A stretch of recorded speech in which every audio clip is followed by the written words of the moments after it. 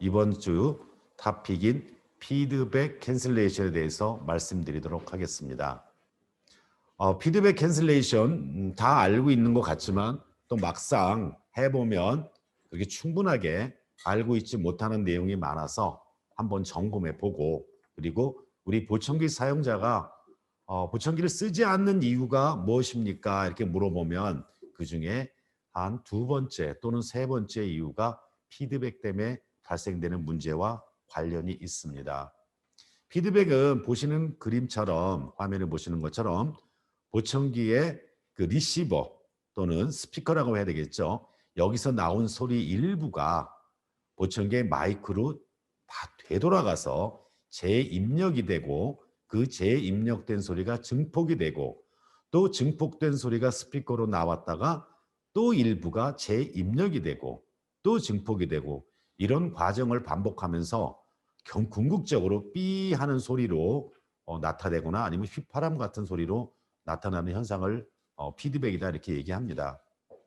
우리 원장님들께서 저녁 드시고 소주 한잔 하시고 노래방에 가셔서 마이크를 노래방 스피커에 가까운 데 위치하면 삐 소리 나죠. 그게 피드백인데, 그럴 경우에 피드백이라고 얘기 안 하고 하울링이라고 얘기합니다. 하울링이나 피드백이나 똑같다 이렇게 보시면 되겠습니다. 네, 이런 현상을 이제 피드백이라고 하는데 조금 그림을 그려서 말씀드리면, 외부에서 들어온 입력 신호가 마이크를 거쳐서 보청기 증폭이 되고, 그 증폭된 신호 일부가 뒤로 넘어가서 다시 마이크로 들어가서 증폭이 되고, 그러면 원래 외부에서 들어온 입력 신호와 피드백이 된 신호와 합쳐서 들리게 되고, 요게 또 넘어가서 증폭이 되고, 그래서 우리 보청기가 감당할 수 없는 상황이 이루어집니다. 삐 하는 그런 상황이 이루어지는 것을 피드백으로 하는데, 피드백이 생기는 원인은 크게 두 가지가 있습니다. 하나는 벤틸레이션 튜브, 두 번째는 보청기 착용과 관련되는데, 벤틸레이션 튜브를 통해서 그 귀 속에 있는 고막 쪽으로 들어가는 소리가 일부가 벤틸레이션 튜브, 벤트를 통해서 빠져나와서 마이크로 들어갈 수 있습니다. 이렇게 해서 피드백이 발생하기도 하고, 두 번째는 착용이, 보청기 착용한 게 조금 느슨하게 또는 본이 좀 미흡해서 잘 맞지 않는 보청기가 제작이 될 경우에 이 틈새로 소리가 새어나와서 피드백이 생기기도 합니다. 피드백 유형을 말씀드리면 두 가지 피드백 유형이 존재하는데, 하나는 단순 피드백, 두 번째는 복합 피드백이라고 말씀드릴 수 있습니다. 단순 피드백은 보청기를 비교적 잘 착용하였습니다만 미세한 틈 또는 미세한 그 아주 작은 그 벤틸레이션 튜브, 그 사이로 소리가 새어서 다시 마이크로 들어가서 피드백이 생길 때는 요걸 단순 피드백이라고 하고, 그 소리의 그 어떤 형태는 순음, 사인파와 가깝습니다. 복합 피드백은 오픈 피팅을 하거나 또는 벤틸레이션 튜브가 매우 컸을 때 나타나는 피드백은 이런 사인파, 단순한 형태가 아니라 굉장히 복합적인 복합음들이 섞여서 다양한 주파수대에서 피드백이 일어나는데, 이런 거를 복합 피드백이다 이렇게 얘기하고 있습니다. 예, 보시는 것처럼 그 컴플렉스 피드백은, 복합 피드백은 소리가 간단하지 아니하고 매우 여러 소리가 얽히고 설킨 그런 복합적인 상황이 되겠습니다. 그러면 이런 피드백이 생기면 보청기 착용자는 보청기를 편안하게 그리고 본인이 원하는 수준으로 착용하기가 어렵습니다. 그래서 이 피드백을 제거해야 되는데, 제거하는 방법은 크게 세 가지가 있습니다. 첫 번째는 이득을 줄여버리면 됩니다. 마치 우리 원장님들께서 노래방에 가서 어쩔 수 없이 가끔 나는 하울링, 삐 소리가 나면 노래방 기계의 볼륨을 줄이면 됩니다. 보청기 역시 이득을 줄이면 되는데, 이렇게 하면은 보청기의 소리가 내가 원하는 만큼 충분히 크지 않은 단점이 있습니다. 아니면 보청기를 정말 꽉 맞게 제작을 하는 겁니다. 쉘을. 그러면 피드백이 없어지기는 하나, 보청기가 너무 꽉 맞으면 이물감도 크고 폐쇄 효과도 크고 이런 어려움이 있습니다. 그래서 사용하는 방법이, 두 번째 사용하는 방법이 필터를 사용하는 방법입니다. 이 필터가 마치 톱니처럼 뾰쭉 튀어나왔다 그래서 나치 필터라고 얘기하는데, 이 필터는 피드백이 있을 것 같은 주파수 영역에서 필터를 인위적으로 작동시킵니다. 예를 들면 4000Hz가 대체적으로 피드백이 많이 발생되는 영역이어서 나치 필터를 4000Hz에서 인위적으로 만들어 놓으면 필터를 아랫방향으로 소리가 작아지게 그렇게 만들어 놓으면 피드백 신호가 위로 크게 생기니까 이번에 뒤집어지게 작게 만들어 놓으면 더하기 빼기 제로가 돼서 그렇게 쓰는 방법이 있으나 매우 구형입니다. 요즘에는 위상을 이용한 위산 반전 방식을 주로 씁니다.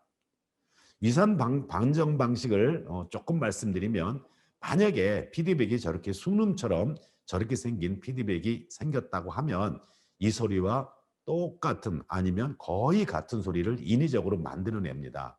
보시는 것처럼 만들어 놓고 이 인위적으로 만든 신호를 뒤집어 버리면, 위상을 180도 뒤집어 버리면 이 두 개의 합은 제로. 그래서 피드백이 없어지는 방식인데, 이제 모든 회사, 모든 보청기 회사가 피드백 제거 방식으로 쓰고 있습니다. 지금까지 말씀드린 내용을 동영상으로 말씀드리면, 저렇게 증폭이 된 소리 일부가 안에서 마이크로 들어가게 되면 외부에서 들어온 신호와 피드백 신호가 같이 겹치게 되고, 이럴 때 일부러 만드는 신호를 위상을 뒤집어서 덮어놓으면 피드백이 없어진다. 이게 요즘에 모든 보청기가 쓰는 스타키뿐 아니라 타사도 쓰고 있는 피드백 캔슬레이션 방식입니다. 여기에서 한 가지만 더 추가해서 말씀드리고 싶은 거는, 이 피드백에 좀 전에 말씀드린 대로 단순 피드백이 아닌 복합 피드백인 경우는 그 피드백이 한 개만 있는 게 아니라 다수 존재할 수 있습니다. 예를 들면 4000Hz에서 피드백이 있고 또 2000에도 있고 1000도 있고 뭐 350에도 있고 이럴 수가 있습니다. 그럴 때 이 피드백 캔슬레이션을 원 채널로 시키게 되면 그중에 제일 큰 것만 없앨 수 있습니다. 프라이머리 피드백만 없앨 수 있으나, 피드백 캔슬레이션을 멀티 채널로 시키게 되면 여러 개를 동시에 없앨 수 있는데, 스타키에서 사용하고 있는 피드백 캔슬레이션은 16개널짜리 피드백 캔슬레이션을 사용하고 있습니다. 따라서 스타키의 모든 보청기는 최대 16개의 피드백을 동시에 삭제할 수 있습니다. 이따가 살짝 그 시연화를 보시겠습니다만, 피드백 캔슬레이션은 반드시 보시는 인스파이어에서 반드시 초기화를 시켜주셔야만 가능합니다. 작동이 됩니다. 초기화는 일부 원장님들이 보청기를 책상에 올려놓고 초기화를 하는 경우가 있는데, 그렇게 되면 책상에 올려놓은 상태에서 최적화가 됩니다. 그러니 반드시 보청기를 사용자분의 귀에 착용시키고 그리고 초기화를 눌러서 피드백 캔슬레이션을 작동시켜야 되는데, 초기화를 누르게 되면 보시는 그림처럼 오른쪽 왼쪽의 그림에 이런 막대 그래프가 그려지는데, 요만큼 추가로 볼륨을 올릴 수 있다라는 얘기가 되겠습니다. 반면에 본 화면에 오른쪽 그래프에 보면 위쪽으로 노란색 자그마한 노란색 그래프가 바 그래프가 몇 개 나오는데, 요 바 그래프는 해당되는 채널에 피드백이 위험하오니 게인을 줄여주십사라고 조언드리는 그런 화면이 되겠습니다. 비록 디지털 방식의 위상 반전 방식의 피드백 캔슬레이션을 사용하더라도 아주 심한 경우에는 피드백을 완벽히 제거 못하는데, 그럴 경우에 오른쪽 그림 같은 그런 그 노란색 그 막대 그래프가 나타나게 됩니다. 피드백 캔슬레이션을 FBC라고 줄여서 얘기하는데, FBC를 껐을 때 아래 그림이 되겠고요. FBC를 켜놓고 볼륨을 좀 더 올릴 수 있죠. 그러면 추가로 볼륨을 더 올릴 수 있으니 그렇게 얻어지는 이득을 ASG라고 얘기합니다. Added Stable Gain의 약자인데, 이 ASG가 크면 클수록 피드백 캔슬레이션 기능이 탁월하다 이렇게 말씀드릴 수 있고, 이런 측면에서 스타키 ASG가 동급 전 세계 보청기 중에서 가장 크다고 잘 알려져 있습니다. 마무리하겠습니다. FBC를 사용해서 얻을 수 있는 것은 일단 안정적이고 실질적인 이득을 확보할 수 있습니다. 그리고 요즘 많이 하시는 오픈 피팅 또는 벤트 사용 시 피팅 용이성이 확보가 가능합니다. 주파수 반응 곡선이 왜곡 없이 깔끔하고 아주 매끄럽게 구성이 가능하고요. 다양한 청취 환경에서 최상의 작동을 보장할 수 있습니다.